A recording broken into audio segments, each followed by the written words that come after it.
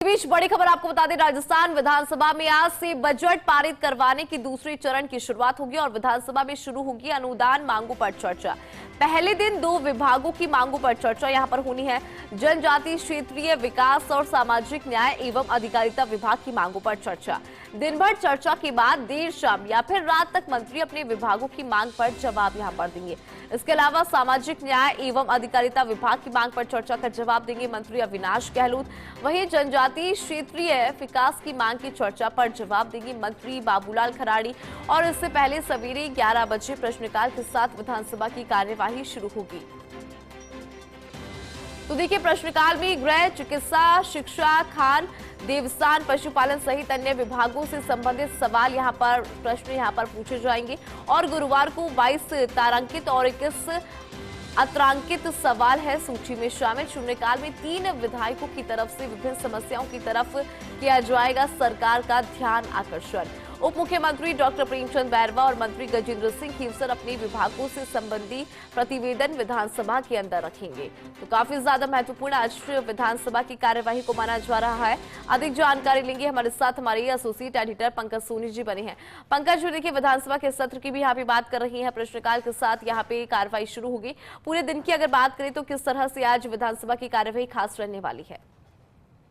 जी इंदु, बिल्कुल आज से विधानसभा में जो बजट पारित करने की प्रक्रिया है उसका दूसरा चरण शुरू हो जाएगा। यानी कि जो विभागवार मांगे होती है उन पे चर्चा की शुरुआत होगी। कुल 64 मांगे होती है, उसमें से 20 जो मांगे हैं, मतलब जो विभाग हैं, उसके ऊपर सरकार और प्रतिपक्ष के बीच में चर्चा होना तय हुआ है। करीबन 8 दिन तक अनुदान मांगों पर ये विभागवार चर्चा होगी। उसकी शुरुआत आज से जनजाति कल्याण और सामाजिक अधिकारिता न्याय विभाग के उच्च मांगों से होगी।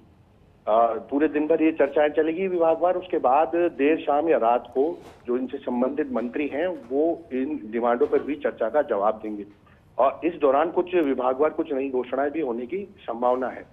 आज जो विधानसभा की कार्रवाई है वो आम दिनों की तरह प्रश्नकाल के साथ शुरू होगी और शून्यकाल में कुछ ध्यान आकर्षण जो सत्ता प्रतिपक्ष की तरफ से लगाए गए हैं उनके ऊपर बोलने का सदस्यों को मौका दिया जाएगा।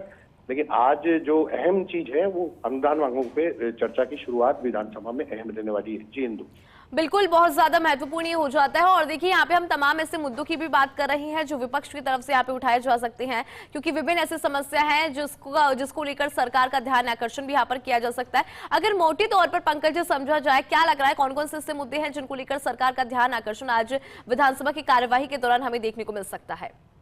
देखिए, आज जो प्रश्नकाल की शुरुआत होगी उसमें प्रश्नकाल में भी जो अहम विभाग हैं उनके प्रश्न लगे हुए हैं। जैसे गृह विभाग है और शिक्षा विभाग है। इन विभागों के जो सवाल हैं वो सत्ता और प्रतिपक्ष के सदस्यों की तरफ से पूछे जाएंगे और उसके ऊपर सरकार जवाब देगी। इसके अलावा जो नई परंपरा विधानसभा में शुरू हुई है पर्ची के माध्यम से मामलों को उठाने की, उसको लेकर 10 बजे करीब लॉटरी निकाली जाती है। उनमें किन मुद्दों को शामिल किया जाएगा आज वो 10 बजे बाद हमको पता चल पाएगा।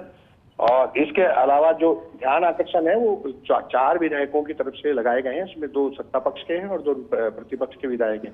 ये अपनी अपनी क्षेत्र की जो उनकी समस्या है उनको लेकर ये ध्यान आकर्षण है जो सरकार के ध्यान में लाया जाएगा। तो कुल मिला के देखें तो आज की जो शुरुआत है वो गृह विभाग के सवाल के साथ होगी और उसके अलावा जो अनुदान दोपहर बाद अनुदान मांगों पर चर्चा होगी। 0 आवर में कुछ स्थगन और पर्चियों पर भी जो सदस्य है वो अपने अपने हिसाब से जो समस्या है उनको उठाएंगे।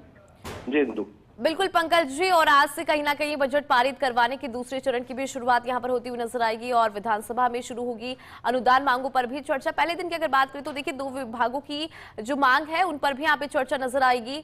इसको लेकर भी जरा जानकारी आपसे लेना चाहेंगे पंकज जी विस्तार से।